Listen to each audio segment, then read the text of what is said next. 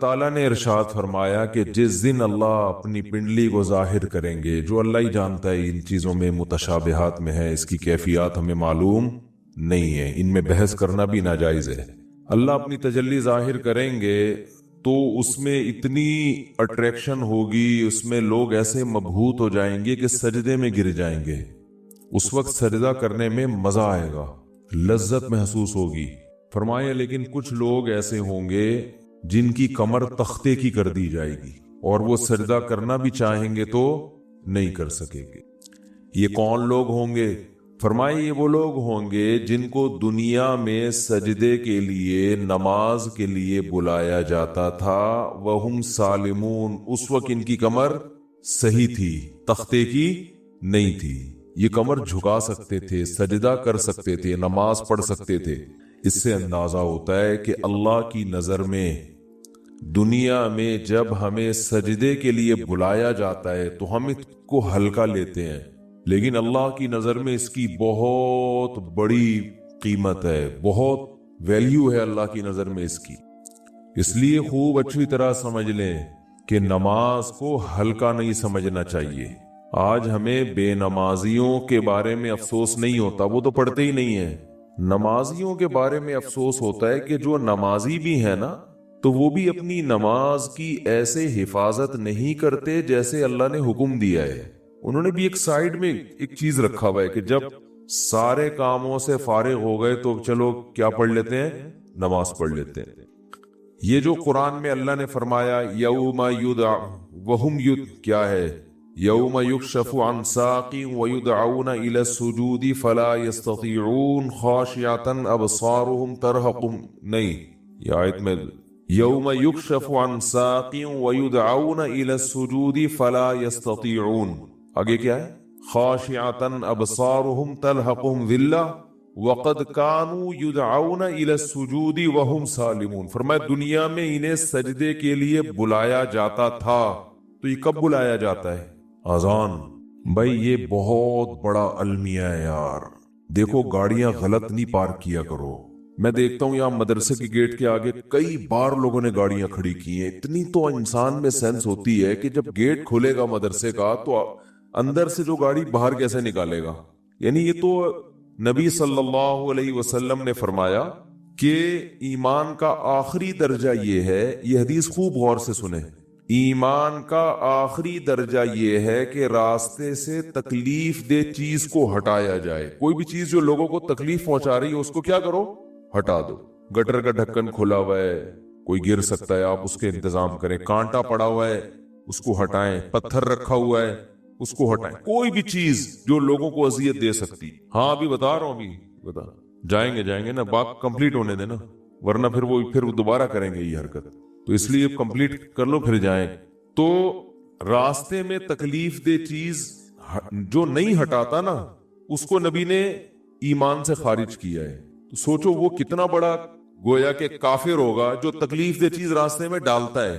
تو گاڑی غلط پارک کرنا، بائک غلط پارک کرنا، یہ تکلیف دہ چیز ڈالنا ہے کہ نہیں ہے؟ کانٹے سے اتنی تکلیف نہیں ہوتی، لوگ اکثر سنبھل کے ہی چل رہے ہوتے ہیں، لیکن گاڑیاں اس طرح، روزانہ میرے ساتھ ایسا ہو رہا ہے روزانہ کہ یہاں آپ گلی میں گاڑی موڑنے کی کوشش کرو، نہیں موڑ سکتے۔ کسی نے کارنر پہ گاڑی ایسے کھڑی کی ہوگی کہ گاڑی دوسری گاڑی جو آئے گی ٹرن ہی نہیں ہو سکتی، اور یہ دیندار لوگ زیادہ معذرت کے ساتھ کر رہے ہوتے ہیں۔ ہمارے ہاں جو جتنا بے ڈھنگا ہوگا نا اس کو سمجھا جاتا ہے اتنا نیک ہے، جتنا بے ڈھنگا ہوگا نا۔ میں جب گیا نا حضرت مفتی رشید احمد صاحب رحمہ اللہ کے پاس، ان کے شاگردوں کے پاس، تو میرے پاس 125 تھی، میں نے دیوار کے ساتھ لگا دی بائک، تو وہ کہیں جھانک رہے تھے، انہوں نے کہا بالکل چپکاؤ۔ میں نے کہا یہ عجیب بات کر رہے ہیں بھائی، راستہ تو ہے نا بھائی، راستہ اتنا تو ہم نے بائک پارک کی ہے کہ راستہ تو ہے۔ انہوں نے کہا نہیں، راستہ نہیں، کھلا راستہ ہونا چاہیے لوگوں کے پاس گزرنے کا۔ تو جب آپ مکمل دیوار کے ساتھ بائک کو چپکا کے کھڑا کر سکتے ہو تو آپ نے اس کی دم باہر کو کیوں نکالی ہوئی ہے؟ تو میں نے کہا یار عجیب ٹائپ کے لوگ ہیں یہ، تو بہت سختی کیا کرتے تھے۔ تو راستے سے تکلیف دہ چیز جو نہ ہٹائے وہ ایمان سے خارج ہے، تو جو راستے میں تکلیف دہ چیز ڈالے وہ کتنا بڑا بے ایمان ہوگا معذرت کے ساتھ۔ تو ابھی تو آپ لوگوں سے غلطی سے، اس لیے میں کہہ رہا ہوں کہ اب جس نے غلط گاڑی پارک کی وہ اٹھے گا ہی نا ہمیں آپ نے بے ایمان کا فتویٰ لگا دیا۔ تو ہم اچھا گمان رکھتے ہیں آپ نے جان کر نہیں کیا ہوگا، غلطی سے کیا ہوگا، بلکہ آپ نے گاڑی صحیح پارک کی ہوگی یا بائک صحیح پارک کی ہوگی، کسی نے ہٹا دی ہوگی۔ جن جن نے غلط پارک کی جا کے ذرا گلی کھولے، جا کے اڑ جائیں، ہم لوگ دیکھ بھی نہیں رہے، آنکھیں بند کر لو بھائی، ہم نہیں دیکھ رہے، شاباش شاباش، اور آئندہ اس سے توبہ کریں۔ تو پیچھے سے تو دیکھ سکتے ہیں نا، اچھا، تو بائکیں جو ہے نا بالکل چپکا کے کھڑی کیا کریں دیوار سے، اور گاڑی بھی، اور گاڑی تو سامنے روڈ پہ کھڑی کرتے ہیں، ابھی کیمرے لگے ہوئے ہیں الحمدللہ چاروں طرف، ہم نے ٹھیک ٹھاک سیکیورٹی کا انتظام کیا ہوا ہے جو اسباب کی دنیا میں، تو چور بھی انشاءاللہ بھاگے گا نہیں، کہیں بھی پکڑا جائے گا۔ اور یہاں بھی کیمرے لگے ہوئے، وہ دیکھو وہ بھی لگا ہوا ہے، یہ بھی لگا ہوا ہے، دیکھ رہے ہیں؟ تو کسی کی جیب میں ہاتھ ڈالنے سے پہلے، کیونکہ جیب کترے بھی ہیں یہاں پہ، ان کو پتہ ہی نہیں ہوتا کہ کیمرہ لگا ہوا ہے، تو ہر طرح کیمرے لگے ہوئے ہیں جو ایک ظاہری اسباب ہو سکتے ہیں، اور سیکیورٹی گارڈ بھی بیٹھے ہوئے ہیں۔ کچھ سیکیورٹی گارڈ تو آپ کو وردی میں جو نظر آ رہے ہیں نا، اسلحہ کھلا لے کے گھوم رہے ہیں، کچھ یہیں بھی بیٹھے ہوئے ہوتے ہیں، سمجھ رہے ہو؟ تو آپ میں سے کسی کو نہیں پتا ہے کہ ادھر کس کی پینٹ میں کیا رکھا ہوا ہے، کس کی شلوار میں کیا رکھا ہوا ہے۔ تو خیر بات کیا چل رہی تھی؟ بات چل رہی تھی نماز، ہو سکتا ہے میرے بھی آواز بھی اسلحہ لگایا وہ میں نے، تو ہم بھی اتنے نیک نہیں ہے جتنا آپ سمجھتے ہو ہم کو، سمجھ رہے ہو نا؟ نیک سے مراد جو بالکل ہی بیوقوف لوگ سمجھتے ہیں نا۔ تو باقی یہ کہ اسباب کی دنیا میں انسان احتیاط کرتا ہے۔ باقی وہ بہاری لوگ کہتے ہیں کہ جب انسان کی موت آتی ہے تو اونٹ پہ بیٹھے ہوئے آدمی کو بھی کتا کاٹ لے، تو وہ اللہ نے جب تک زندگی دینی ہے دے گا، جب اٹھانا ہوگا تو ویسے ہی اٹھا لے گا اللہ تعالیٰ، پھر تو سب کچھ ہو سکتا ہے نا۔ تو ایک ظاہری لحاظ سے جو کچھ ہو سکتا ہے وہ کرتا ہے انسان، باقی اللہ چاہے گا تو سب کچھ ہو سکتا ہے۔ ایک چھوٹا سا مچھر انسان کو مار سکتا ہے، تو ایک چھوٹی سی گولی مار سکتی ہے انسان کو، کچھ بھی ہو سکتا ہے۔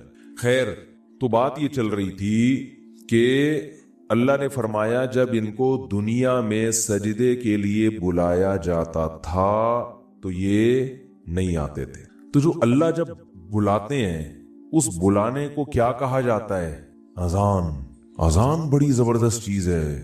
مجھے تو حقیقت بتاؤں، جو میرے جیسا نالائق جو نماز کی ٹوٹی پھوٹی اہمیت اللہ نے ہمارے دل میں پیدا کی نا، وہ اذان کی وجہ سے، کہ اللہ کو نماز سے اتنی محبت ہے، اتنی محبت ہے، اتنی محبت ہے کہ ہر دفعہ پوری تقریر مؤذن سے کہلوائی جاتی ہے۔ دیکھو، جب بھی کسی چیز کی طرف آپ لوگوں کو بلاتے ہیں، اگر وہ کام بار بار ہو رہا ہے نا، ایک دفعہ ہوگا تو آپ اناؤنسمنٹ کرتے ہیں، بار بار ہو رہا ہے تو ایک دفعہ کی اناؤنسمنٹ کافی ہوتی ہے۔ ایک دفعہ کی، جیسے آپ کی جب جاب لگتی ہے تو آپ کا باس آپ کو ایک دفعہ بتا دیتا ہے کہ بھئی 8 بجے سے ٹائم شروع ہوگا اور شام 4 یا 5 یا 8 بجے تک آپ کی ایک دفعہ اناؤنسمنٹ کیا ہے، بولو نا، کافی ہے، بس بتا دیا، سگنیچر لے لیے کہ بھئی یہ ٹائمنگ ہے۔ اب یہ 9 بجے عام طور پہ دفتر میں 9 بجے کا ٹائم ہوتا ہے، اور گورنمنٹ کے جو دفتر ہیں 3:30 پونے 4 بجے کا ٹائم ہوتا ہے، اس میں شام کو چھٹی کا ٹائم 4 بجے، پونے 4 بجے حاضری ہوگی اور 4 بجے چھٹی۔ بعض دفعہ تو آنے کا ٹائم 4 بجے ہوتا ہے، جانے کا صبح 9 بجے ہوتا ہے واپس، یعنی الٹا بھی چل رہا ہوتا ہے، جو پریکٹیکلی ہو رہا ہے نا، کہ اس ٹائم پر آئے کہ جب جانے کا ٹائم ہو گزر چکا تھا، ٹھیک ہے نا، 4 بجے جانے کا ٹائم تھا، 5 بجے پہنچ رہے ہیں۔ تو گورنمنٹ میں اللہ کا شکر ہے بہت ساری ہمارے ہاں سہولتیں ہیں الحمدللہ۔ تو ابھی بات سے بات نکلتی ہے، چھوڑو اس کو یار، بات تو سجدے کی چل رہی تھی نا۔ تو اللہ تعالیٰ نے، ہاں میں یہ عرض کر رہا تھا کہ آپ کو ایک دفعہ بتا دیا جاتا ہے بھائی یہ ٹائم ہے، اس پہ آ جانا۔ اب یہ تو نہیں ہوتا کہ جب 8 بجیں گے یا 9 بجے کا ٹائم آفس میں دیا ہے تو باس آپ کو فون کر کے بتا رہا ہو آ جاؤ ٹائم ہو گیا ہے۔ کبھی ہوتا ہے ایسے؟ نہیں ہوتا نا۔ کیوں نہیں ہوتا؟ ان کو پتا خود آئے گا، اس لیے کہ کیا ملتا ہے سال کے آخر میں؟ روکڑا ملتا ہے، روکڑا ملے گا، سارے کام ہوں گے، عزت بھی ملے گی، ترقی ہوگی آپ کی۔ دیکھا جاتا ہے نا، پرائیویٹ اداروں میں تو دیکھا جاتا ہے، گورنمنٹ میں دیکھا جانا چاہیے کہ یہ اس کی حاضریاں کتنی ہیں اور کتنا اس نے کام کیا ہے، لہذا ان کو موٹیویٹ کرنے کے لیے آپ کو بار بار اناؤنسمنٹ کی ضرورت نہیں ہے، بار بار اناؤنسمنٹ کی ضرورت، ایک دفعہ اعلان دوبارہ کریں گے تو آپ ان کو بیوقوف بولو گے، یار بس سر آپ نے بتا دیا نا 9 بجے کا ٹائم ہے، بس کیا ہے بار بار بھونبو لے کے گھر پہنچ جاتے ہو ہیں، لاؤڈ اسپیکر لے کے میرے دروازے پہ کھڑے ہو 9 بج گئے ہیں۔ یہ جو سحری جگانے والے آتے ہیں نا، مجھے ان سے اسی وجہ سے الرجی ہے۔ اور بھائی ہمیں پتا ہے یار، سب کو جس نے روزہ رکھنا ہے وہ اٹھ جائے گا۔ اب پھر وہ جو گھومنا شروع کرتے ہیں محلے پڑوس میں، ایک گھر کا نمبر رات 2 بجے آ رہا ہے، دوسرے کا نمبر رات 4 بجے آ رہا ہے، سحری کا ٹائم 4 بجے شروع ہو رہا ہے تو 2 بجے ان کو کیوں اٹھا رہے ہو؟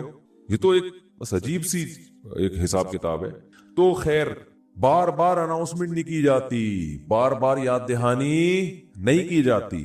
اور اللہ نے بھی باقی عبادتوں میں ایسے ہی کیا. رمضان کے مہینے کے بارے میں قرآن میں 2 آیتیں ہیں. ایک تو ہے فمن شہید منکم الشہر فلیصم. اللہ نے فرمایا ایمان والو تم پر روزے فرض کیے گئے جیسے کہ تم سے پہلی امتوں پہ فرض کیے گئے تھے. وہ فرض ہو گئے نا. دوسری آیت کیا؟ کب فرض ہوئے؟ شہر رمضان الذی انزل فیہ القرآن. رمضان کا مہینہ ہے. فمن شہید منکم الشہر فلیصم. جو پچھلی آیت میں اللہ نے فرمایا نا کہ روزے فرض ہوئے، تو اگلی میں بتا دیا کون سے مہینے میں؟ رمضان. جو رمضان کا مہینہ پائے اسے چاہیے کہ روزے رکھے. ایک دفعہ اناؤنسمنٹ ہوئی ہے بس، اس کے بعد دوبارہ قرآن میں اناؤنسمنٹ نہیں ہوئی. اور جب رمضان کا مہینہ آتا ہے تو پھر اسلام میں حکم بھی نہیں ہے کہ یاد دلاؤ. مؤذن کو حکم کے تمام حضرات سے گزارش ہے کہ رمضان کا مہینہ آ گیا ہے اور اللہ کی طرف سے اعلان ہے کہ اس مہینے میں سب روزے رکھو. کوئی اللہ کی طرف سے ایسی اناؤنسمنٹ ہوتی ہے؟ بھائی مسجد کے امام اپنی ذمہ داری پہ کسی کو یاد دلاتے ہیں روزہ رکھو، ترغیب دیں، وہ ان کا کام ہے. اللہ نے کوئی لگے بندے الفاظ نازل نہیں کیے، لہذا مسجد کا امام یاد نہ بھی دلائے تو بھی کوئی گناہ گار نہیں ہے. اللہ کہتے ہیں میں نے قرآن میں جب بیان کر دیا نا بس صحیح ہے، سن لیا ان لوگوں نے، کافی ہے. حج کے بارے میں ایک آیت ہے قرآن میں جس میں فرضیت کا ذکر ہے. وَلِلَّهِ عَلَى النَّاسِ حِجُّ الْبَيْتِ مَنِ اسْتَطَاعَ إِلَيْهِ سَبِيلًا. لوگوں، اللہ کے لیے لوگوں پر لازم ہے کہ وہ بیت اللہ کا حج کریں جو وہاں جانے کی استطاعت رکھتے ہوں. وَمَنْ كَفَرَ، جو استطاعت کے باوجود نہیں جائے گا، فَإِنَّ اللَّهَ غَنِيٌّ عَنِ الْعَالَمِينَ، اللہ کو اس کی پرواہ نہیں. ایک آیت جس سے فرضیت ہے، دوسری آیت نہیں ہے. یہ تو ہے کہ ابراہیم علیہ السلام نے یوں کہا تھا، حج کے لوگوں کو کہا تھا کہ حج کرو. اللہ کا جو اپنا آرڈر ہے نا، جو اللہ کے اپنے کلام میں آرڈر ہے، وہ ایک ہی ہے جہاں تک مجھے یاد پڑتا ہے. لیکن نماز، ایک تو قرآن میں جگہ جگہ بھر دی اللہ نے نماز کو. جہاں ایمان والوں کی صفات نماز پڑھتے ہیں. قرآن شروع کہاں سے ہو رہا ہے؟ الذین یقیمون الصلاۃ ومما رزقناہم ینفقون. ایمان والوں کا عقیدہ صحیح ہوتا ہے اور عمل میں کیا؟ نماز قائم کرتے ہیں. جہاں عمل کی بات آئے گی نا، نماز. جہاں جنتیوں کی صفات آئیں گی، نماز اور زکات. زکات بھی ہے ساتھ ساتھ، وہ کیوں ہے پھر کسی اور موقع پر بیان کروں گا انشاءاللہ. سب سے پہلے نماز پھر زکات، سب سے پہلے نماز پھر اللہ کی راہ میں خرچ. یعنی زکات یا اللہ کی راہ میں خرچ مختلف عنوانات سے، کہ نماز بھی پڑھتے ہیں اور خرچ بھی کرتے ہیں، دونوں کام چلتے رہتے ہیں ان کے. اس سے پتہ چلتا ہے کنجوس نمازی اللہ کو پسند نہیں ہے. یعنی نماز کے ساتھ سخاوت بھی ہے. تو لیکن نماز کو پہلے درجے پہ رکھا گیا ہے.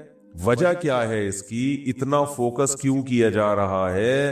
اتنا زیادہ اس کو ہائی لائٹ کیوں کیا جا رہا ہے؟ پھر چلو اللہ نے قرآن میں درجنوں جگہوں پر کہہ دیا نماز پڑھو، بار بار کہہ دیا نماز پڑھو نماز پڑھو. اتنا کہا ہے کہ اس سے زیادہ کوئی حکم قرآن میں ملتا ہی نہیں ہے. چلو اتنا زیادہ کہہ دیا، اب تو بار بار اناؤنسمنٹ کی ضرورت اور بھی نہیں ہے نا. اب تو بالکل ہی ضرورت نہیں ہے. دیکھو آپ کے باس نے آپ کو بلایا دفتر اور آپ سے کہا کہ 9 بجے آپ نے پہنچنا ہے. ایک دفعہ کہہ دیا، اس کے بعد پھر آپ کو کہا میں دوبارہ کہہ رہا ہوں 9 بجے آپ کی ٹائمنگ شروع ہو جاتی ہے. سمجھ میں آ گئی بات؟ آپ نے کہا آگے. پھر تیسرے وغیرہ ہے میں بتاؤں کتنے بجے ٹائم ہے آپ کا؟ 9 بجے. 10 دفعہ جب کہہ دے گا نا 9 بجے، اب جب 9 بجیں گے تو آپ کو یاد نہیں دلائے گا. وہ کہے گا میں نے 10 دفعہ اسی لیے کہہ دیا تھا کہ دوبارہ مجھے یاد دلانے کی ضرورت نہ پڑے. اب آپ اگلے دن لیٹ ہو رہے ہو، 11 بجے پہنچ رہے ہو، تو وہ کہہ رہا ہے، وہ کہے گا کہ آپ کیوں لیٹ آ رہے ہو؟ آپ کو سر آپ نے 9 بجے مجھے یاد نہیں دلایا. وہ کیا کہے گا باس کہ بھائی جو پہلے دن میں نے 10 دفعہ کہا تھا نا 9 بجے، وہ اسی لیے کہا تھا کہ ایک دفعہ کہنا کافی تھا، مگر 10 دفعہ اس لیے ریپیٹ کیا تھا کہ دوبارہ یاد دلانے کی ضرورت نہ پڑے. آپ یہ نہ کہو کہ میں بھول گیا تھا. بہت مشکل ہے سمجھانا، بہت مشکل. تو جب اللہ نے نماز کو سینکڑوں دفعہ ریپیٹ کیا قرآن میں، تو اب تو ہر وقت یاد دلانے کی بالکل بھی ضرورت نہیں تھی. کمال ہے بھائی، اللہ نے کیا فرمایا کہ اتنا یاد دلاؤ کہ پیدائش سے لے کے موت تک اذان ہی سنتا رہیے بیٹھ کے. پیدا ہوا تو کان میں اذان دلوائی اس کے، پیدا ہوا تو کان میں اذان، نماز کی طرف دعوت. حالانکہ سمجھتا نہیں ہے بچہ، ایک حرف بھی سمجھ بھی نہیں آتا اس کے اذان. بچہ تو نہ سمجھ ہوتا، اس کو کیا پتا چلتا ہے میرے کان میں کیا ہو رہا ہے. لیکن جب بڑا ہوتا ہے نا تو اس کو یہ جب یاد دلایا جاتا ہے کہ تیرے کان میں بھی اذان دی گئی تھی، دوسروں کو دیکھتا ہے تو اس کو پتا چلتا ہے کہ اللہ نے ابھی سے یاد دلا دیا ہے، تو پیدا ہوا ہے تجھے بتایا کہ نماز نہیں چھوڑنی، تو نے نماز نہیں چھوڑنی ہے تو نے۔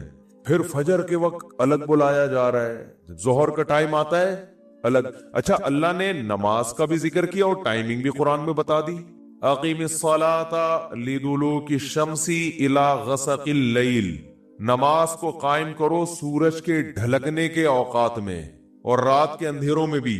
اس میں پانچوں نمازیں آ گئی۔ سورج میں جب کوئی بڑی تبدیلی ہوتی ہے نا تو اس کو ڈھلکنا کہتے ہیں، سورج میں جب بڑی تبدیلی ہوتی ہے۔ فجر کے وقت سورج کیا اندھیروں سے نکل کے روشنیوں کی طرف جب لائٹ مارتا ہے نا سورج مشرق سے، دیکھو کوئی گاڑی، آپ کسی گاڑی کا انتظار کر رہے ہو یار، وہ دولہے کی مثال دیتے ہیں، اس کو بات سمجھ میں آئے گی۔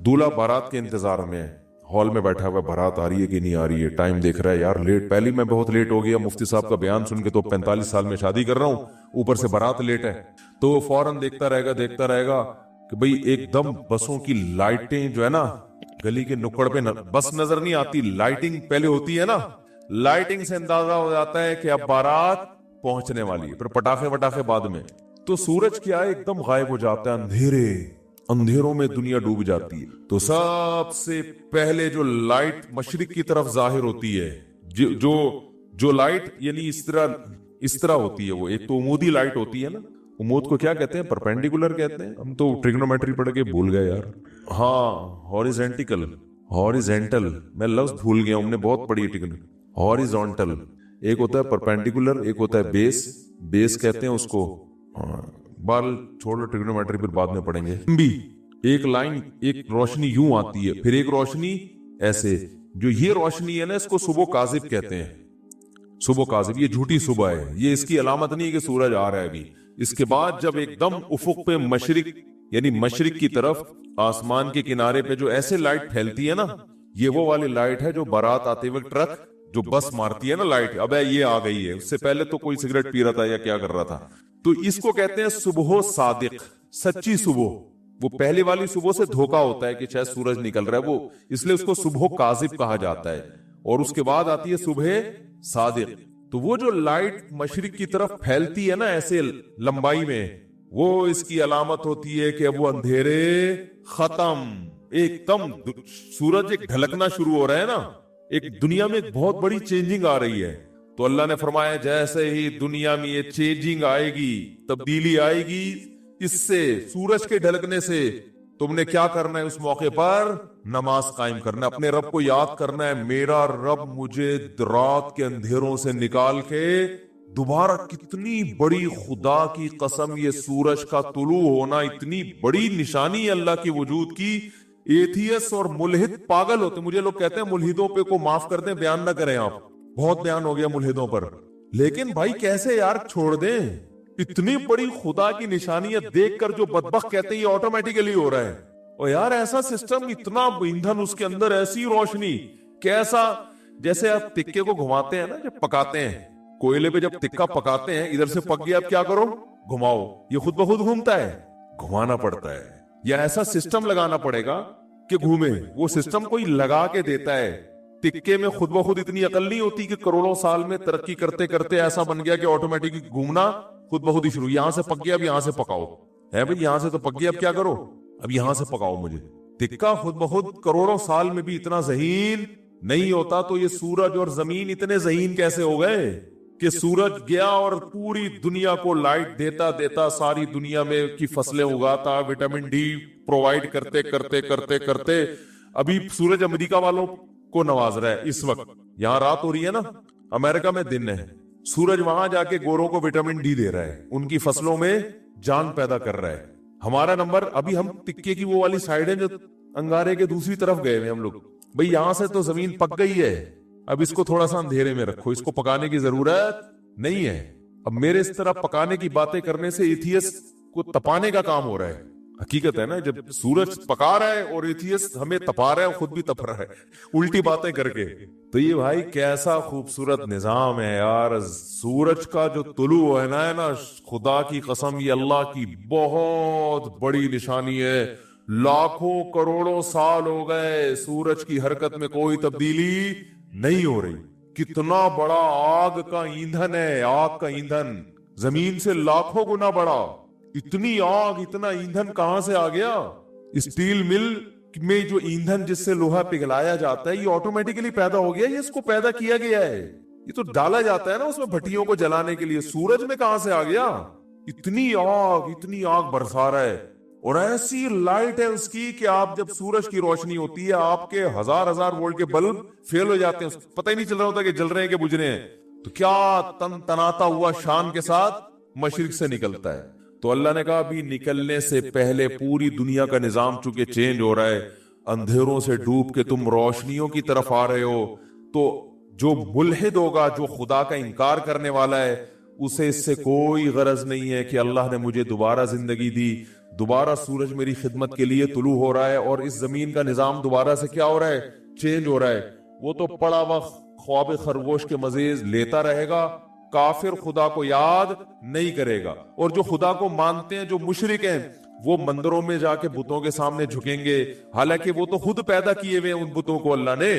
तभी कुरान कह रहा है ला तस्जुदू लिश्शम्सी वला लिलकमर, सूरज और चांद की खिदमत को देख के इनको सजदा मत करो, वस्जुदू लिल्लाहिल्लज़ी खलक़हुन्ना, सजदे के लायक वो खुदा है जिसने सूरज और चांद को बनाया है।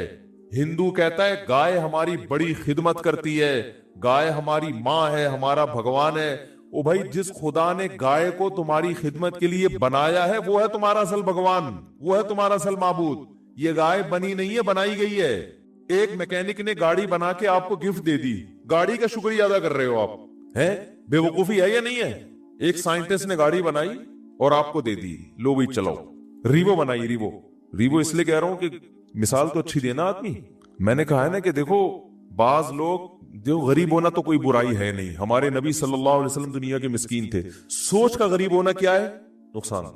इसलिए मैं अंडे वाले बर्गर की मिसाल नहीं देता, मिसाल हमेशा जिंगर बर्गर की होगी। क्या खाओ बेशक अंडे वाला बर्गर, जेब में देखो पैसे हैं तो अंडे वाला खा लो, जिंगर क्या तो लेकिन मिसाल हमेशा किसकी दो? जिंगर की। तो मिसाल अच्छी गाड़ी की देनी चाहिए। और इसमें एक और हिकमत भी है जो कभी और किसी और वक्त बताएंगे इंशाल्लाह। तो आपको किसी ने, कंपनी ने रीवो दे के ना आपको गिफ्ट दे दी, ले भाई। अब आप क्या कर रहे हो कि रीवो का शुक्रिया अदा कर रहे हो, तुम्हारा बहुत शुक्रिया, तुम मेरी जिंदगी में आई, तुम मुझे बिठा के घुमाती हो और तुम्हारी वजह से मेरी इज्जत हो रही है। तो बात ये चल रही थी कि आपको किसी ने रीवो गिफ्ट दी, या आपको किसी ने गाड़ी गिफ्ट दी, आपको किसी ने कोई भी हदिया दिया, अंडे वाला बर्गर खिला दिया, आप बर्गर की तारीफें कर रहे हो, बर्गर के शुक्रिया अदा कर रहे हो। तो हिंदू यही कर रहे हो भाई, गाय तुम पर एहसान नहीं कर रही, एहसान उस जात ने किया जिसने इस गाय को बनाया। तो खुदा कह रहा है कि ना मुल्हिदों की तरह खुदा का इनकार करो कि ये खुद ब खुद हो रहा है, और ना मुशरिकीन की तरह असल खुदा को छोड़कर बनी हुई चीजों को पूजना शुरू कर दो। इस्लाम कितना बैलेंस करता है, कैसी एतदाल वाली बात करता है। ला तस्जुदू लिश्शम्सी वला लिलकमर, सूरज और चांद को सजदा मत करो इनकी खिदमत को देख के। वस्जुदू लिल्लाहिल्लज़ी खलक़हुन्ना, उस जात को सजदा करो जिसने इनको बनाया। यहां भी सजदे का जिक्र है, नमाज में होता है सजदा। तो अल्लाह ने क्या फरमाया, अकीमिस सलाता लिदुलूकी शम्स, सूरज के ढलकने। सूरज से ना जमीन का बड़ा सिस्टम है, सूरज को बड़ा कुरान ने प्रोटोकॉल दिया है। कुरान ने अपनी निशानियों में, अगर मैं ये कहूं कि जितना सूरज को प्रोटोकॉल दिया है, शायद किसी और नेमत को नहीं दिया, तो शायद मेरी यह दावा गलत नहीं होगा। तभी तो सूरज से नमाजों के औकात रखे गए हैं। रोजा भी सूरज देख के होता है, सूरज गुरूब होगा तो रोजा इफ्तार होगा, सूरज तुलू होने से पहले रोजा बंद होगा, नमाजें सूरज के औकात पर। तो ये क्या है? इसलिए कि दुलूक कहते हैं ढलकना। तो अल्लाह ने ढलकने के औकात इसलिए रखे कि इस वक्त दुनिया में बड़ी बड़ी तब्दीलियां आ रही होती हैं, बड़ी बड़ी तब्दीलियां। रात के अंधेरे दूर होना शुरू हो जाते हैं, बहुत बड़ी चेंजिंग दुनिया में आती है, जिसका पूरी दुनिया पे भी असर पड़ता है, आपकी बॉडी पे भी असर पड़ता है, पूरी दुनिया के निजाम पे असर। वो क्या है? सूरज की जो किरणें हैं, मशरिक से भी सूरज के तुलू होने का टाइम हुआ है, आपको रोशनी देख के अंदाजा हो जाता है कि अब सुबह होने वाली है और इस जमीन के निजाम में तब्दीली आने वाली। तो अक्लमंद लोग क्या करते हैं? अल्लाह ने फरमाया इस मौके पर तुमने किसको याद करना है? अल्लाह को याद करना है। किस तरह? जिस तरह अल्लाह कहता है मैं बताऊंगा, इस तरह याद करना है। کیونکہ اگر اللہ نہ بتاتا کس طرح یاد کرنا ہے پھر ہم عبادت کے وہ طریقے نکال لیتے جو غیر مسلموں نے نکالے ہوئے ہیں عجیب عجیب سے. جب انسان کو پتہ نہیں ہوتا نا کیسے عبادت کرنی ہے تو لوگوں کی رائے پہ چھوڑ دیا جاتا. فرض کریں اسلام کہتا بھائی صبح صبح سورج کے طلوع ہونے سے پہلے صبح صادق کے بعد تم نے عبادت کرنی ہے. کیسے کرنی ہے؟ ہر آدمی اخفل طریقے سے کرے. تو لوگوں کے الگ الگ کانسیپٹ ہوتے. کچھ ایسے عبادت کرتے وہ کہتے ہیں ہم اللہ کے لیے میلے کچھ ایلے رہیں گے. یہ بھی ایک نظریہ ہے لوگوں میں. برما میں گیا بدھسٹ نظر آئے 6 مہینے سے کہا جاتا ہے کہ نہائے نہیں ہے. یہ ان کا خیال ہے کہ اس طرح بھگوان کیا ہوتا ہے؟ خوش ہوتا ہے. نہائے نہیں. کچھ ایسا کرتے کہ ننگ دھڑنگ رہنے کو عبادت سمجھتے. یہ بھی آپ کو بعض مذاہب میں ملے گا. وہ کہتے ہیں ہم تو برہنہ پیدا ہوئے تھے بھائی. یہ لباس تو نیچر کے خلاف ہے. وہ بھی کچھ دن پہلے میں نے فیس بک پہ ایک انٹرویو دیکھا. شکر ہے وہ آگے میز لگائی ہوئی تھی. انہوں نے انٹرویو کے دوران انہوں نے یہ قلبندی کی وہ ایک برہنہ بیٹھا ہوا ہے بالکل ہی لباس لیس. تو اس سے پوچھنے کے اس تکلف کی ضرورت کیا تھی آپ کو؟ تو وہ کہہ رہے ہم تو انسان کیا ہے پیدا کیسے ہوا ہے برہنہ. تو نیچر یہی ہے کہ لباس وباس نہیں ہونا چاہیے. نیچے لوگوں نے طبیعت سے گالیاں دی ہوئی نا کہ اس کی کوئی ماں بہن نہیں ہے گھر میں. تو یہ بھی ایک عبادت کا ان کے خیال میں طریقہ ہے. بعض لوگوں میں عبادت کا طریقہ یہ ہے کہ ہم گوشت نہیں کھائیں گے اس سے اللہ خوش ہوگا. تو انسان کو اگر آزاد چھوڑ دیتا نا اسلام کہ تم اللہ کو جس طرح بھی راضی کرنا چاہو کرو تو انسان غلط رخ پہ چلا جاتا. وہ انسانیت کے دائرے سے نکل جاتا. خوب سمجھ لو نماز میں دھیان لگانے کی کوشش کرنا تو ضروری ہے. دھیان کا لگنا فرض نہیں ہے. کیونکہ وہمی لوگ پھر ٹینشن میں آتے ہیں ابے دماغ ہی نہیں لگ رہا, دماغ ادھر ادھر گھوم رہا ہے یار یہ کیا. ابے چھوڑو, تمہارے ذمے جو اللہ نے کام لگائے تم وہ کرو, لگانے کی کوشش کرو. لگ جائے ٹھیک ہے, نہیں لگے تو اللہ کیا کرے گا؟ قبول کر لے گا. زیادہ ٹینشن نہیں لو. سمجھتے ہو کہ نہیں سمجھتے؟ تو اپنا کام ہے غلاموں کی طرح جو کام لگائے نا وہ کرو کام. ایک صاحب مجھے کہنے لگے مزہ ہی نہیں آ رہا نماز میں, مزہ ہی نہیں آ رہا. میں نے کہا اچھا تم مجھے بتاؤ تمہارا باس تمہیں کوئی کام کہتا ہے کہ یہ چیک جا کے نا بینک سے کیش کرا کے لے آ. آپ کہتے ہو یار مزہ ہی نہیں آ رہا. بھائی ویڈیو نہیں بنائے لکھا ہوا ہے نا. آپ کہتے ہو یار مزہ ہی نہیں آ رہا. میں گیا وہ فیلنگ ہی نہیں ہو رہی کہ باس کی خدمت کر رہا ہوں, وہ ثواب مل رہا ہے یا پیسے ملیں گے تنخواہ, وہ فیلنگز ہی پیدا نہیں ہو رہی. اب آپ گئے اور چیک کے بغیر واپس آ گئے. سر وہ اصل میں ایکچولی جو موٹیویشن چاہیے نا جو کام کرنے کے لیے وہ موٹیویشن نہیں مل رہی. وہ ایک تھپڑ لگائے گا کھینچ کے آپ کو, بولے گا تیرے کو جو کام دیا تھا وہ تو نے کیا کہ نہیں کیا, فیلنگ ویلنگ گئی تیل لینے. تو اسی طرح اللہ نے جو ہمارے ذمے کام لگایا ہے نا وہ کام لگایا نماز پڑھو اور دل لگانے کی کوشش کرو. بس لگے نہ لگے یہ ہمارا مسئلہ نہیں ہے. کیونکہ لوگ چھوڑ دیتے ہیں یار نماز میں کیا فائدہ, دل ہی نہیں لگ رہا, دماغ ادھر ادھر بٹتا ہے تو یار ایسی نماز کا کیا فائدہ. ابے تیرے ذمے خدا نے نماز لگائی ہے, تجھے پڑھنا پڑے گی اور نماز پڑھ, سلام پھیر, پتلی گلی سے نکل. تو فرض پورا کرنا ہے ہم نے ہر صورت میں. ان چکروں میں نہ پڑا کرو کہ دل لگ رہا ہے کہ نہیں لگ رہا. سمجھتے ہو؟ تو اللہ نے فرمایا جو خشوع پیدا کرتے ہیں وہ لوگ جو ہم عن اللغو معرضون. دوسری صفت ایمان والوں کی لغویات سے بچتے ہیں, فضول کاموں سے بولو بچتے ہیں. فضول کام اسے کہتے ہیں جس کا نہ دنیا میں کوئی فائدہ ہو اور نہ آخرت میں کوئی فائدہ. پب جی کھیل رہے ہیں آپ, نہ دنیا میں فائدہ نہ آخرت میں فائدہ. فٹ بال کھیل رہے ہیں, فائدہ ہے, آپ کی صحت کیا ہوگی؟ اچھی ہوگی. اسٹیمنا فٹ بال سے ایسا بڑھتا ہے, بنتا ہے کہ آدمی خود فٹ بال بن جاتا ہے تھوڑے دنوں میں. ادھر جا رہا ہے ادھر جا رہا ہے ادھر جا رہا ہے, ایسے ہو جاتا ہے. بشرطے کہ کپڑے پورے پہنے ہوئے ہوں, 2-3 اسٹیکر نہ چپکائے ہوئے ہوں باڈی پہ, ٹھیک ہے نا, پراپر ڈریس میں. فٹ بال ایک ایسی چیز ہے آخرت کا ہو, اگر نیت اچھی ہوگی تو آخرت کا بھی فائدہ ہوگا کہ میں صحت بنا رہا ہوں تاکہ میں اللہ کی عبادت کر سکوں, لوگوں کے کام آ سکوں, تو آخرت کو بھی فائدہ. نیت نہیں ہے تو کم از کم دنیا کو تو فائدہ ہوگا نا, آپ کی دنیا سنورے گی. اب یہ جو رمضان میں راتوں کو لڑکے کرکٹ کھیل رہے ہیں, میرا ایک بیان بڑا چل رہا ہے, اس سے لڑکوں کو بڑی موٹیویشن ملی ہے کہ اور کھیلو رات میں. وہ بیان میں نے اس پہ نہیں کیا کہ اب اس پہ کلپ بنانا لازمی کہ پوری بات بتانا. وہ بیان میں نے اس پہ نہیں کیا ہے کہ کھیلو, بلکہ میں نے ایک تھوڑی سی تعریف کی ہے. چلو یار پب جی سے کیا ہے, اچھا ہے, چلو دن سو کے گزار لیتے ہیں, روزہ تو رکھ لیتے ہیں نا, تو some thing is better than nothing. لیکن اصل جو کام ہے نا میرے بھائی رمضان میں, وہ کام ہے کوشش کریں رات کو تھوڑا سا وقت نکال کے تہجد پڑھ لیں اور اللہ سے دعائیں مانگ لیں. کرکٹ پورے سال کھیلا جا سکتا ہے.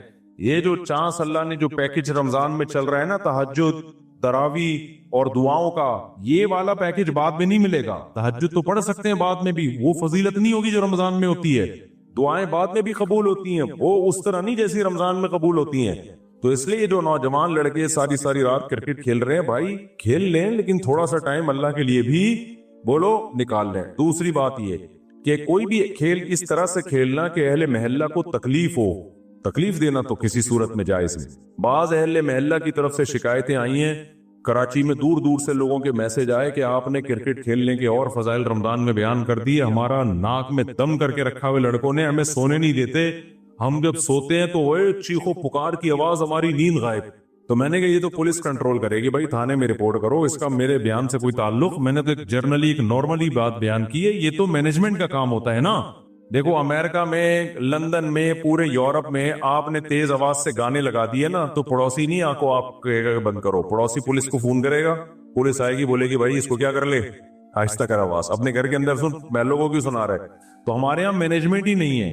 जब मैनेजमेंट ही नहीं है तो फिर जो कर, तो फिर मुझे कह रहे हैं कि मैं बंद कराऊं। तो वो इसलिए असल काम यही है कि वल्लदीन हुम अनिल लग़्वी मुअरिज़ून, ईमान वालों की अलामत ये है कि वो ऐसे कामों से जिसका ना दीन का कोई फायदा ना दुनिया का कोई फायदा, उससे अवॉइड करते हैं, उससे इज्तिनाब करते हैं। तो आज से देखें सारा दिन आप कौन कौन से ऐसे काम कर रहे हैं जो फालतू के काम हैं, जिनका कोई फायदा बोलो नहीं, उन कामों को अपनी फहरिस्त से निकालें। समझते हो कि नहीं समझते? वल्लज़ीन हुम लिज़्ज़काति फ़ाइलून, ज़कात देते हैं। वल्लज़ीन हुम लिफ़ुरूजिहिम हाफ़िज़ून, अपनी शर्मगाहों की हिफाजत करते हैं। इल्ला अला अज़वाजिहिम, सिवाय अपनी बीवियों के। ये बार बार मैं मज़मून बयान करता हूं, अहले जन्नत की अलामत क्या है कि बीवी के अलावा उसके पास कोई रास्ता नहीं है, ना हैंड प्रैक्टिस का रास्ता है। अल्लाह डॉक्टर जाकिर नाइक को दुनिया और आखिरत की भलाइयां दे, हमारे लिए काबिल एहतराम है, लेकिन उन्होंने जो हैंड प्रैक्टिस वाला मसला बयान किया वो बिल्कुल गलत है। इस्लाम कहते हैं मसाइल मुफ्तियाने किराम का काम है। उन्होंने कह दिया कि मजबूरी में जायज है, कहीं भी जायज होने की हमारे पास कोई शरई दलील मौजूद नहीं है। कुरान ने साफ तौर पे मना किया है। डॉक्टर लोग आम तौर पर इसको प्रोमोट कर रहे होते हैं। डॉक्टर जाकिर नाइक भी चूंकि मेडिकल साइंस के डॉक्टर है ना, तो डॉक्टर लोग कहते हैं यार स्ट्रेस खत्म करने के लिए, भाई दुनिया में सिर्फ स्ट्रेस ही कोई मसला नहीं है। स्ट्रेस आप शरीयत की हुदूद में रह के तो खत्म कर सकते हैं। शरीयत की हुदूद टूट रही है तो फिर स्ट्रेस नेमत है अल्लाह के लिए। देखो रोजे में भी स्ट्रेस होती है ना, दिल तड़पता है, मुंह में बदबू भी पैदा हो जाती है बहुत ज्यादा खाली पेट रहने से, लेकिन नबी ने क्या फरमाया, वला खलूफु फमिस साइम अहब्बु इलल्लाहि मिनल मिस्क। अल्लाह को बदबू से कितनी नफरत है, लेकिन रोजेदार की मुंह की बदबू अल्लाह को मुश्क व अंबर से ज्यादा महबूब है। अल्लाह को मैला कुचैला रहना पसंद है या साफ सुथरा? बताओ। मेडिकल साइंस भी कहती है भाई नीट क्लीन होना चाहिए बंदा। अल्लाह मियां भी ये कहते हैं, तभी मिसवाक का हुक्म दिया, नहाने का हुक्म दिया, खुशबू का हुक्म दिया, साफ कपड़े पहने, पाक कपड़ों। लेकिन जब आप हज करने जाते हैं तो अल्लाह को मैला कुचैला हाजी ज्यादा पसंद है। अब डॉक्टर तो वहां भी कहेगा यार ये मैल कुचैला एक्चुअली जर्म्स एक्चुअली, भाई अल्लाह के लिए अब मैला कुचैला क्या है? परागंदा बाल, लंबा सफर, तू लंबा एहराम, तभी तो हज क़िरान सबसे अफजल है। एक ही एहराम में हज भी करो और उसी एहराम में उम्रा भी करो, ताकि एहराम लंबा हो जाए। क्योंकि जितना एहराम लंबा होगा खुशबू नहीं लगा सकते आप, बाल नहीं काट सकते, कंघा नहीं कर सकते। तो देखो ना जो लंबे हज करते हैं ना, एहराम यहीं से बांध के जाते हैं, थोड़े दिनों में ऐसा लग रहा होता है मरीख से आए हुए हैं, ये कहीं पता नहीं कहां से आए बंदा। तो अल्लाह को यही पसंद है, हाजी ऐसे ही पसंद है। नहाने की इजाजत है हज में, साबुन नहीं लगाओ, खुशबू नहीं लगा सकते। तो बस अल्लाह का है निजाम है, नॉर्मल रूटीन से अल्लाह ने हाजी को क्या कर दिया, हटा दिया अल्लाह ताला ने। इस्लाम में बाल रखने का हुक्म है, क्योंकि हदीस में आता है अल्लाह जमील है, जमाल को पसंद करता है। तो बालों में क्या है? जमाल। यही वजह हमारे नबी बाल रखते थे, बड़े बाल थे आप सल्लल्लाहु अलैहि वसल्लम के। लेकिन हज में क्या है? बोलो बाल कटा दो। अच्छा मुझे लोग कह रहे हैं आपके क्यों है, अब तो उम्रा किया आपने। एक साहब कहने लगे इसमें तो 6 उम्रे और हो सकते हैं, इतने बड़े बाल हैं। तो भाई मैंने कहा कसर भी तो है ना, हमने कई दफा करा ली, अब क्या है? कसर भी सुन्नत है, वो भी ठीक है। तो बहरहाल बड़े बालों में जीनत है, लेकिन हज में क्या होता है? दहशतगर्दी का जड़ से खात्मा। तो बस वो अल्लाह का हुक्म है कि यार मेरे हुक्म को फॉलो करते हो कि नहीं करते। तो इसी तरह आपको जितनी मर्जी टेंशन हो, उस टेंशन को खत्म करने के लिए हैंड प्रैक्टिस की आपको इजाजत बोलो नहीं है। उसका खत्म करने का एक ही तरीका है, निकाह कर लो जाके। मजबूर होके करोगे, किसी का भला तो हो जाएगा ना, किसी की बच्ची का, किसी औरत को ठिकाना तो मिल जाएगा ना।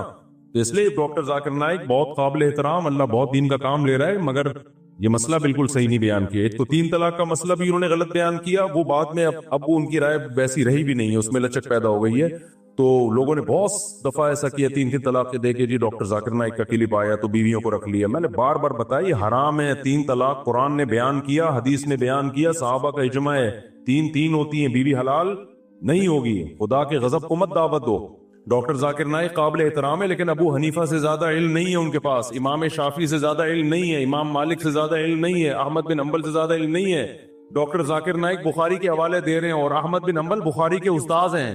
سمجھ میں آ رہی ہے بات کہ نہیں آ رہی؟ امام بخاری کے استاذ ہیں احمد بن حنبل, امام شافعی احمد بن حنبل کے استاذ ہیں, امام محمد امام شافعی کے استاذ ہیں, امام ابو حنیفہ امام محمد کے استاذ ہیں, اور امام مالک بقیہ 3 اماموں کے استاذ ہیں. اور یہ تابعین تبع تابعین کے دور کے لوگ ہیں. پوری امت نے ان پہ اعتماد کیا ہے, اور اس وقت اعتماد کیا ہے جب یہ 2 نمبریاں نہیں تھیں, اس طرح کے منجن نہیں بک رہے تھے مارکیٹ میں. نیک لوگ تھے, پرہیزگار لوگ تھے, وہ خود صاحب علم تھے. اس وقت جن لوگوں پر اعتماد کیا گیا نا, تو مسائل میں وہ لوگ زیادہ قابل اعتماد ہیں. آج کے اسکالرز کی ہر بات نہیں لی جائے گی. سمجھتے ہو کہ نہیں سمجھتے ہو؟ تو اچھا میرے بھائی ہم چلتے ہیں آگے. اچھا ڈاکٹر ذاکر نائک بیچارے انہیں وہ مسائل بتانا بھی چھوڑ دیں, لیکن پبلک نے ان کو چھوڑا نہیں. جب بھی کوئی جاتا ہے حضرت آپ مسائل نہ بتایا کریں, وہ کہتے ہیں بھائی میں نہیں بتاتا یار. وہ ایک دفعہ شکایت کر رہے تھے کہ جو آتا ہے نا ایک ہی بات لے کے آتا ہے. تو اس لیے کہیں میرا پیغام جا رہا ہے نا لوگوں تک, کوئی ڈاکٹر صاحب سے ملنے کے لیے جائے نا تو کائنڈلی یہ والی بات ان سے نہ کرے. جائے تمیز سے ملاقات کرے, سلام دعا کرے, اور ان کے ادارے کے لیے کوئی تعاون کرنا ہے تو تعاون کرے, اور پتلی گلی سے آ جائے. جو جا رہا ہے کہ حضرت آپ نے وہ مسئلہ بیان کیا تو وہ مسئلہ بیان کیا, وہ کہہ رہے بھائی مجھے چھوڑ دو یار میرے حال پہ. چلو آگے میرے بھائی, جو کام وہ کر رہے ہیں اس میں ان کے ساتھ تعاون بھرپور طریقے سے کرنا چاہیے. جس غیر مسلموں کو دعوت دینا, کتنے لوگوں کو مسلمان کر لیا, اور کتنا قطر کی گورنمنٹ نے بھی بلایا نا. لوگ پہلے کہتے تھے کہ اسلام تلوار سے پھیلا ہے, اب لوگ کہیں گے اسلام فٹ بال سے پھیلا ہے. پہلے مشہور تھا کہ اسلام کس سے پھیلا ہے؟ تلوار سے. علماء نے بتایا نہیں جی اخلاق سے پھیلا ہے. اب نہ اخلاق سے پھیلا ہے نہ تلوار سے پھیلا ہے. اسلام کس سے پھیلا ہے؟ فٹ بال سے. قطر میں فٹ بال کا ٹورنامنٹ ہوا نا, پتہ نہیں کتنے لوگ مسلمان ہو گئے ڈاکٹر ذاکر نائک کے ہاتھ پہ. تو اس چیز میں ان کے ساتھ بھرپور تعاون کرنا چاہیے, اور ہر وقت جا کے طنز کرنا, طعنے کرنا, یہ چیز بالکل بھی مناسب نہیں. چلو میرے بھائی ہم آگے چلتے ہیں. تو اللہ میاں نے یہاں پر بتایا کہ اپنی شرمگاہوں کی حفاظت کرتے ہیں, یعنی اپنی خواہش پوری نہیں کرتے سوائے اپنی بیویاں اور باندیوں سے. باندیوں کا سیٹ اپ آج کل کیا ہو گیا ہے؟ ختم. بین الاقوامی معاہدہ ہے, اب کوئی کسی کو باندی نہیں بنا سکتا. کوئی عورت آ کے باندی بننا بھی چاہے نا کہ میں آج سے آپ کی غلام ہوں, لونڈی ہوں, نہیں ہو سکتا. یہ سمجھتے ہو اسلام نے آزاد عورت کو یہ رائٹ ہی نہیں دیا کہ وہ کسی کی باندی بن جائے. وہ صرف جنگوں میں قید ہوا کرتی تھی, اور پوری دنیا میں یہ تھا کہ یہ معاہدہ تھا. اب وہ پوری دنیا میں معاہدہ ہو گیا ہے کہ اب جنگوں میں جو قید ہوگی وہ باندی نہیں بنے گی. تو اسلام نے معاہدے کی پابندی کا حکم دیا ہے. سمجھتے ہو, کیونکہ اسلام میں کوئی لازمی حکم نہیں تھا باندی بناؤ. پاکستان سے کسی نے پوچھا ہے کیا مرد اور عورت کی نماز کے طریقے میں کچھ فرق ہے؟ جیسا کہ بعض علماء کہتے ہیں, کئی بار یہ مسئلہ ایکسپلین کر چکا ہوں. فرق ہے, اجماع امت سے ثابت ہے, تواتر عملی سے ثابت ہے کہ عورتیں سمٹ کے نماز پڑھیں گی. جیسے کہ عورت کا صفا مروہ پہ دوڑنا یہ ثابت نہیں ہے, یعنی چلنا, تو یہ کسی صریح حدیث میں نہیں ہمیں ملتا, لیکن تواتر عملی سے ثابت ہے. اس لیے عورتیں صفا مروہ پہ چلتی ہیں, دوڑتی نہیں ہیں. اور عورت آہستہ لبیک کہتی ہے. عورت رمل نہیں کرتی. طواف کے پہلے 3 چکروں میں جو سینہ کڑا کے چلتے ہیں نا, یہ عورت کے لیے نہیں ہے. حالانکہ کسی حدیث میں نہیں ہے کہ عورت یہ کام نہیں کرے گی. نبی صلی اللہ علیہ وسلم نے فرمایا خذوا عنی مناسککم, جیسے میں نے حج کیا ایسے حج کرو. لیکن پھر بھی ہم عورت کو کہتے ہیں بھئی آہستہ چلو, آپ دوڑو نہیں. جبکہ حضرت ہاجرہ تو عورت تھی, وہ تو دوڑی تھی. تو اصل میں یہ مسائل تواتر عملی سے ثابت ہوتے ہیں, سینہ بسینہ چلے آ رہے ہیں. تو ہر مسئلے پر صریح حدیث کا مطالبہ کرنا یہ خود ایک جہالت ہے, کم علمی کی دلیل ہے. کہ یہ اس کی علامت ہوتی ہے کہ آپ کو قرآن و سنت سے جو فقہاء نے مسائل اخذ کیے ہیں ان کے اصول ہی آپ کو معلوم نہیں ہے. ایسے تو بہت سارے مسائل سے ہم محروم ہو جائیں گے, بہت سارے مسائل کو غلط قرار دینا پڑے گا جو صدیوں سے اجماعی مسائل ہیں امت کے. تو عبادات میں عورت کی حیا خود مطلوب ہے. جیسے صفا مروہ پہ کیوں چلے گی؟ اس لیے کہ دوڑنا عورت کی حیا کے خلاف ہے عبادت میں, اور لبیک آہستہ کہے گی تاکہ عبادت جتنی حیا کے ساتھ ہو سکتی ہے اتنی ہو. رمل نہیں کرے گی، کیونکہ عورت کا طواف کے دوران رمل کرنا، سینے کو اکڑا کے چلنا، یہ حیا کے خلاف۔ تو اسی طرح عورت کا مردوں کی طرح نماز پڑھنا یہ بالکل حیا کے خلاف ہے، تو وہ سمٹے گی عبادات میں۔ نبی صلی اللہ علیہ وسلم نے عورت کو حکم دیا، فرمایا کہ گھر کی نماز مسجد سے بہتر ہے، کیونکہ اس میں حیا زیادہ ہے، اس میں اپنے آپ کو ظاہر نہیں کرنا پڑتا اس کو۔ پھر گھر میں بھی اندر صحن سے بہتر ہے کمرے میں نماز پڑھے، آپ صلی اللہ علیہ وسلم نے فرمایا۔ تو یہ کیسے ہو سکتا ہے کہ جو اتنی زیادہ حیا کا حکم دے رہا ہے عبادت کے دوران، پھر عورت کو جسم بھی زیادہ چھپانا لازم ہے؟ یعنی مرد پہ تو وہ سب چیزیں لازم نہیں ہے، اتنا پردہ کرنا نماز کے دوران، عورت پر تو اسکارف لینا بھی لازم ہے، کلائیاں چھپانا بھی لازم ہے۔ تو یہ سب اس بات کی علامات ہیں کہ عورت عبادت میں حیا کا اظہار کرے گی۔ تو اس لیے اس پر پوری امت کا اتفاق ہے، اور جو مسئلہ اتفاقی ہوتا ہے نا، اس کے خلاف جانے کی اجازت نہیں ہوتی۔ تو پہلے اہل حدیث بھی یہی کہا کرتے تھے، ان کے جو اہل حدیث کے قدیم فتاویٰ ہمیں ہندوستان میں ملتے ہیں وہ یہی ملتے ہیں کہ عورت سمٹ کے نماز پڑھے گی۔ بعد میں مسئلہ پھیلا ہے اور پھر اس کو لے لیا لوگوں نے اور مطالبہ شروع کر دیا اس پہ کوئی حدیث دکھاؤ۔ تو جب بھی کوئی ایسے کہا کرے نا حدیث دکھاؤ، تو آپ کہیں گے ٹھیک ہے، تم صفا مروہ پہ حدیث دکھا دو کہ عورت دوڑے گی نہیں بلکہ چلے گی۔ تو ایسے مسائل تواتر عملی سے ثابت ہوتے ہیں۔ چاروں اماموں کا اس پر اتفاق ہے، حنفیہ، شافعیہ، مالکیہ، حنبلیہ، سب سے۔ امام احمد بن حنبل تو امام بخاری کے استاذ ہے، تو وہ تو حدیث کو زیادہ سمجھتے ہیں، انہوں نے بھی یہی لکھا ہے کہ عورت سمٹ کے نماز پڑھے گی۔ اچھا بھائی، محمد آصف یو پی سے، اگر کسی امام کو پورے جسم میں، امام مسجد کو پورے جسم میں بیماری ہے اور وہ بیماری چھونے سے پھیل سکتی ہے، تو کیا ایسے امام کے پیچھے نماز پڑھنا ٹھیک ہے؟ ایسے امام کے پیچھے نماز پڑھنا ٹھیک ہے، لیکن امام کو چاہیے کہ وہ اس بیماری کے دوران مسجد میں نہ آئے، کیونکہ لوگ مسافہ کریں گے، کچھ بھی ہوگا، تو بہتر ہے کہ وہ پھر گھر میں ہی نماز پڑھے۔ ایسی بیماری جو متعدی ہوتی ہے نا، تو اس میں خود ہی اپنے آپ کو لوگوں کے سامنے ظاہر کرنے سے اجتناب کرنا چاہیے۔ اسلام آباد سے کسی نے پوچھا اگر میاں بیوی کے تعلقات عرصہ دراز سے ٹھیک نہ ہو اور انہی تعلقات کو ٹھیک کرنے کے لیے اگر کوئی ثالث بیٹھ جائے اور ان کے درمیان یہ فیصلہ ہو جائے کہ شوہر کو ایک مقررہ مدت دی جاتی ہے، اگر اس وقت میں اس نے بیوی کی طرف رجوع نہیں کیا تو بیوی کو طلاق ہو جائے گی، اور بدلے میں وہ بیوی کو حق مہر دے گا اور کچھ پیسے وہ ثالث جرمانے کے طور پر رکھے۔ دریافت طلب امر یہ ہے کہ اگر شوہر مقررہ مدت میں رجوع نہ کر سکا تو کیا یہ طلاق واقع ہو جائے گی؟ دیکھیں، اگر شوہر نے ثالث کو یہ اختیار دیا تھا کہ آپ جو فیصلہ کرو گے مجھے منظور ہوگا، اور اس فیصلے میں ثالث یہ بھی کہے کہ اگر میں نے فیصلہ کیا کہ مجھے یہ بھی حق دیں کہ آپ کی بیوی کو میں طلاق بھی دے سکتا ہوں یا نکاح ختم کرا سکتا ہوں یا اس کے خلا کی پیشکش کو میں قبول کر سکتا ہوں، تو اگر صاف لفظوں میں شوہر نے ثالث کو یہ حق دیا، یہ رائٹ دیا، تو پھر تو یہ شرط نافذ ہو جائے گی، اور شوہر نے رجوع نہیں کیا تو ثالث کو یہ حق ہوگا کہ وہ نکاح ختم کر دے، کیونکہ شوہر نے ثالث کو یہ رائٹ دیا۔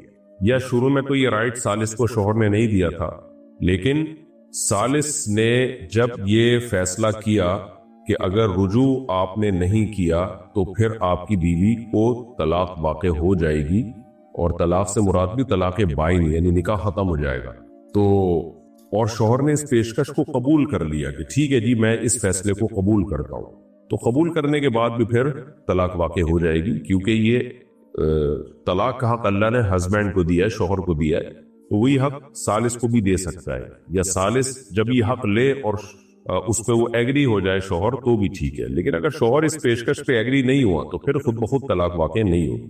باقی جرمانے کی جو شرط ہے نا کہ اتنا جرمانہ دے گا، یہ شرط کا لدم ہے۔ لا يحل مال امرئ مسلم الا بطیب نفس منہ، کسی کا مال اس کی دل کی خوشی کے بغیر حلال نہیں ہے۔ تو یہ جرمانے کی جو شرط لگا دی کہ آپ اتنا پیسہ بھی دیں گے، تو اگر یہ شوہر مان بھی لیتا ہے نا پیسہ بھی دوں گا، تو بھی اس پر لازم نہیں ہے کہ اتنا پیسہ دے وہ۔ ہاں، حق مہر کا جو ہے حق وہ دینا پڑے گا۔ ثاقب رحمان بھارس، قتل کرنا حرام ہے، کیا قتل نہ کرنا ثواب ہے؟ زنا کرنا حرام ہے، کیا زنا نہ کرنا ثواب ہے؟ شراب پینا حرام ہے، کیا شراب نہ پینا ثواب ہے؟ اس پر تھوڑی سی روشنی ڈالیں۔ دیکھیں، قتل کرنا حرام ہے، قتل نہ کرنا اس وقت ثواب ہے جب قتل کا موقع ملے اور اس میں آپ کو فائدہ ہو رہا ہو اور آپ اللہ کے خوف سے بچ جائیں تو ثواب ہے۔ ایویں قتل نہ کرنا کیسے ثواب ہو گیا؟ یہ تو پھر ساری دنیا نہیں قتل کر رہی، کیا ہر وقت ثواب مل رہا ہے ان کو؟ تو موقع ملا، لالچ بھی تھی اس میں، فائدہ بھی تھا، قدرت بھی تھی، اور سزا ملنے کا یقین بھی نہیں تھا آپ کو دنیا کی جو سزا ہوتی ہے، پھر بھی آپ اللہ کے خوف سے بچ گئے، یا شریعت کی وجہ سے بچ گئے، یا جنت کی لالچ میں بچ گئے، یا جہنم کے عذاب سے کہ خوف کھا کے بچ گئے، تو ثواب ملے گا۔ اسی طرح زنا کرنا بہت بڑا جرم ہے، گناہ ہے۔ زنا نہ کرنا ثواب اس وقت ہے جب آپ میں زنا کی طاقت ہو، زنا کا موقع ہو، اور آپ اللہ کے خوف سے بچو، پھر ہے۔ تو یعنی جیسے موقع لگا نا آپ کو، ملا زنا کا، آپ کر سکتے تھے لیکن آپ نہیں کر رہے، تو یقیناً آپ کو صرف یہ نہیں کہ ثواب ملے گا بلکہ بہت زیادہ ثواب ملے گا۔ رسول اللہ صلی اللہ علیہ وسلم نے فرمایا 7 لوگ ایسے ہیں، 7 یظلهم اللہ فی ظلہ یوم لا ظل الا ظلہ، 7 افراد کو اللہ قیامت کے دن اپنے عرش میں کے سائے میں خاص سایہ دے گا اللہ تعالیٰ ان کو۔ ان میں ایک وہ رجل دعته امرأة ذات حسن ومال قال انی اخاف اللہ، کوئی حسین عورت اس کو زنا کی دعوت دے اور وہ کہے کہ مجھے اللہ کا خوف ہے، تو چونکہ اس کو موقع ملا نا زنا کا، اور اس نے وہ موقع ضائع کر دیا اللہ کے خوف سے، تو یہ بہت بڑے اجر کا مستحق ہوگا۔ تو کسی گناہ کا انسان کو موقع ملتا ہے، جیسے شراب پینے کا موقع ملا، اس کو دل چاہ رہا تھا پینے کا، نہیں پیا اس نے، نہیں پی اس نے، تو یہاں اس کو شراب چھوڑنے کا ثواب ملے گا۔ اچھا بھائی، مہاراشٹر انڈیا سے کسی نے پوچھا ہے، میرا ایک دوست ہے، اس سے بچپن میں زنا ہو گیا تھا لیکن اس کو پتہ ہی نہیں تھا کہ یہ گناہ ہے، اگر اس کو بڑے ہو کر پتہ چلا تو کیا اس کی معافی ہے؟ اگر ہے تو پھر کیسے کریں؟ دیکھیں، بالغ ہونے کے بعد کم علمی یہ کوئی عذر نہیں ہے شریعت میں، تو اگر گناہ ہو گیا تھا توبہ استغفار کرے اللہ سے، اور اپنے جرم کا کسی کے سامنے اظہار نہ کرے، خوب گڑ گڑائے روئے اللہ تعالیٰ کے سامنے۔ زنا ایسی چیز نہیں ہے جس کے بارے میں علم ہونا ضروری ہو، یہ طبعی طور پر انسان اس کو برا سمجھتا ہے، یہ اللہ نے اس انسان میں ایسے سافٹ ویئر ڈال دیے ہیں کہ اس کو پتا ہوتا ہے کہ میں غلط کام کر رہا ہوں۔ جیسے جھوٹ، آپ کہیں کہ اس کو پتہ ہی نہیں تھا کہ جھوٹ بولنا گناہ ہے، تو بھائی جھوٹ بولنا تو آپ کا ضمیر آپ کو کہے گا یہ آپ گناہ کر رہے ہو۔ ایسے ہی زنا بھی ایسی چیز نہیں ہے کہ آپ کو یہ لگے کہ یہ گناہ نہیں ہے، یہ تو ضمیر انسان کا کہتا ہے کہ یہ جرم کر رہا ہوں۔ کچھ گناہ ایسے ہیں جو اللہ نے انسان کی فطرت میں اس کے سافٹ ویئر ڈال دیے، فطرت بتا دیتی ہے کہ یہ آپ غلط کر رہے ہیں۔ یہ تو دنیا چونکہ شہوت پرست بن چکی ہے، اب زنا کو لیگل کر دیا، خدا کا خوف ختم ہو گیا، فطرت سے بغاوت، خواہشات کے غلامی تو ہے، ورنہ دنیا کی ہر قوم میں، ہر مذہب میں زنا ہمیشہ سے حرام ہی رہا ہے۔ تو اب سیکولر لبرل قوتوں نے انسانوں اور گدے گھوڑوں میں فرق ختم کر دیا ہے اور زنا پہ ڈال دیا پوری دنیا کو۔ تو بہرحال جرم ہوا، اس کو چاہیے اللہ سے خوب گڑ گڑا کے ایک دفعہ معافی مانگ لے، پھر ہمیشہ کے لیے بھول جائے اس جرم کو۔ متحدہ عرب امارات، اللہ نے مجھے 2020 میں بیٹی سے نوازا، میں نے اپنی بیٹی کا نام مرحا رکھا، اکثر وہ بیمار رہتی ہے، ہر دوسرے مہینے کبھی پیٹ خراب، کبھی گلا خراب ہو جاتا ہے، مجھے رشتہ داروں نے نام بدلنے کا مشورہ دیا، رہنمائی فرمائے مجھے کیا کرنا چاہیے۔ دیکھیں، نام کا اس سے کوئی تعلق نہیں ہے، مرحا نام تو مجھے کوئی یہ ٹھیک نہیں لگ رہا، ویسے ٹھیک نہیں ہے، لیکن اس سے تعلق نہیں ہے کہ گلا خراب اور پیٹ خراب کا مرحا سے تعلق ہے، اگر چینج کر دیں گے تو گلا ٹھیک ہو جائے گا۔ میرا گلا کتنا خراب ہے تو کہ میں اپنا نام چینج کر دوں کیا؟ تو کئی دنوں سے خراب ہے، اب کل دوا لیے میں نے، اللہ کرے ٹھیک ہو جائے، آواز بیٹھ گئی ہے، مسلسل بولا نہیں جا رہا۔ تو یہ تو مسائل رہتے ہیں کسی کے ساتھ، آپ گلا جو ہے وہ اچھے ڈاکٹر کو بتائیں، دکھائیں۔ توہمات کی دنیا جو ہے نا، جو اس میں ایک دفعہ پڑ گیا نا وہ برباد ہو گیا بس، یعنی وہم ہے نا آپ کو کہ شاید نام ہو، کل کوئی پاگل اٹھ کے بولے گا کہ اس کے جو آپ نے جتنے کپڑے پہناتے ہیں نا وہ سارے چینج کر دیں، یہ سارے اٹھا کے پھینک دیں، آپ دوسرے کپڑے پہنا دیں اس بچی کو۔